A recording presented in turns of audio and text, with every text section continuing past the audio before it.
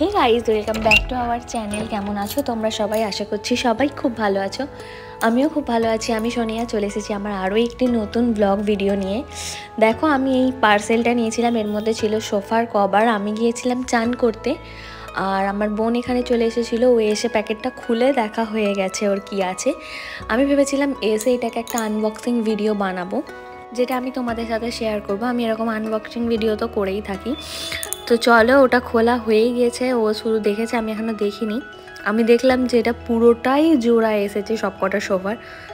তো প্রথমে আমি একটু ভাবছিলাম যে ঠিকঠাক করে কাটতে পারবো কি না, রিটার্ন করবো কি না। তারপর দেখলাম যে ওখানে মার্ক করা আছে ঠিক কোনখানটা দিয়ে কাটতে হবে।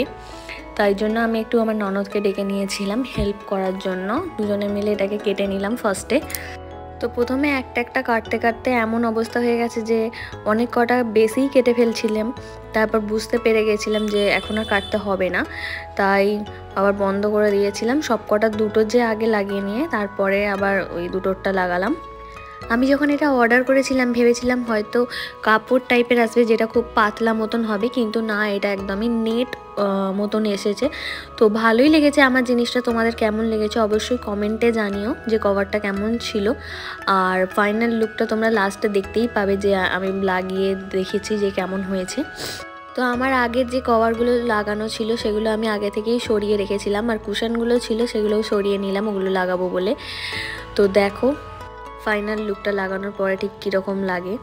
তো আমি এগুলো লাগানোর জন্য একটা চিরুনির সাহায্য নিয়েছিলাম। আমার তো বেশ ভালো লেগেছে কভারগুলো লাগানোর পরেই। আমি ভেবেছিলাম প্রথমে ওপরেরটা দেবো না, তারপর ভাবলাম যে দিয়ে দেখি কেমন লাগছে। তারপর দেখলাম ভালো লাগছে, তাই আমি ওপরেরগুলোও ফের লাগিয়ে নিয়েছিলাম। নইলে ওপরটা এরকম বেত ছিল, এটাই দেখতে ভালো লাগতো আমার মনে হচ্ছিল, কিন্তু দেখলাম না, লাগানোর পরে খুব সুন্দর লাগছে, তাই আমি লাগিয়ে নিলাম। এখানে দিশাও বলছিল যে খুব ভালো হয়েছে কভারগুলো। আমি আসল ভয়েসটাই এখানে দিয়েছিলাম, তারপর দেখলাম যে কপিরাইট পড়ে গিয়েছে এখানে, কেন কি গানটা আমি ভুলভাল দিয়ে দিয়েছিলাম, তাই জন্য আমি ভিডিওটা আবার করে ভয়েস দিতে বসলাম। কে কে তোমরা এই ভিডিওটা আগেই দেখে নিয়েছিলে, যদি আবারও দেখতে আসো অবশ্যই কমেন্টে জানিও।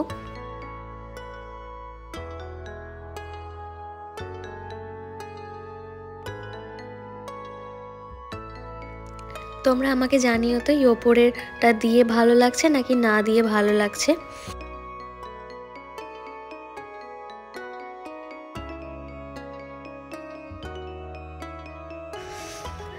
এদিকে আমার বোন বসেছিল, ওকেও জিজ্ঞাসা করছিল দিশা যে কেমন লাগছে। ও বললো খুব ভালো লাগছে দিয়েই।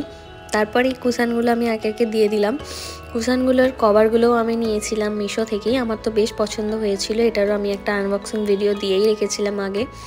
তো ওইদিকে বড় সোফারটা এখনও কাটা হয়নি, ওটাকেও কেটে নিয়ে তারপর আমি লাগিয়ে নিলাম। আগে ওই দুটোকে আমি ভালো করে সেট করে নিয়েছিলাম, তারপর এই তিনটেটা আলাদা আলাদা করে কাটতে হলো। এটা প্রথমে অনেকটা বড় হয়ে গেছিলো, যা হোক করে অ্যাডজাস্ট করে আমি এটাকে লাগানোর চেষ্টা করেছিলাম।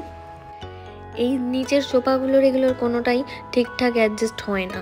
নিচেও আমাদের বেশ সোফাগুলো আছে, যতবারই ওর কভারগুলো কিনেছি দেখতাম নিচেরগুলো ঠিকঠাক মাপের মাপ হয় না, অনেকটা বেশি করে দুটো দিকে গুঁজতে হয়। সোফার এই সাইডগুলোর গোঁজার সময় আমি সবসময় একটা চিরুনি ব্যবহার করি। অনেকবার হাতে করে গোঁজার চেষ্টা করতে গিয়ে আমার হাতে একটা চোঁচ মতন ফুটে যায়, তাই জন্য এখন আর একটা চিরুনির মাধ্যমে যে এক্সট্রা কাপড়টা থাকে ওটা ম্যানেজ করে দেওয়ার চেষ্টা করি। বিছানার চাদরও যখন আমি পাল্টাই তখনও এই ট্রিক্সটাই আমি ফলো করি।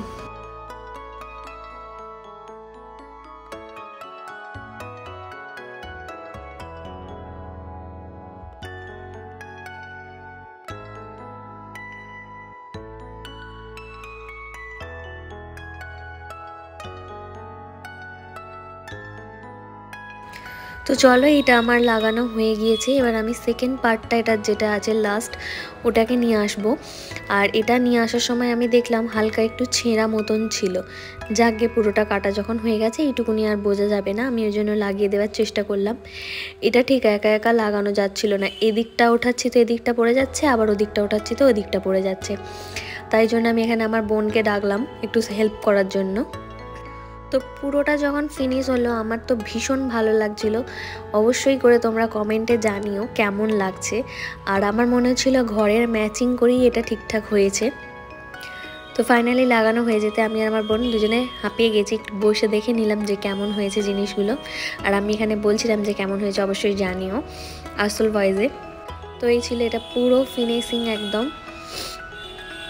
তো চলো, লাগানো হয়ে গেছে, এটা ছিল ফাইনাল লুক। এবার আমরা নিচে গিয়ে একটু রান্না বান্না করব।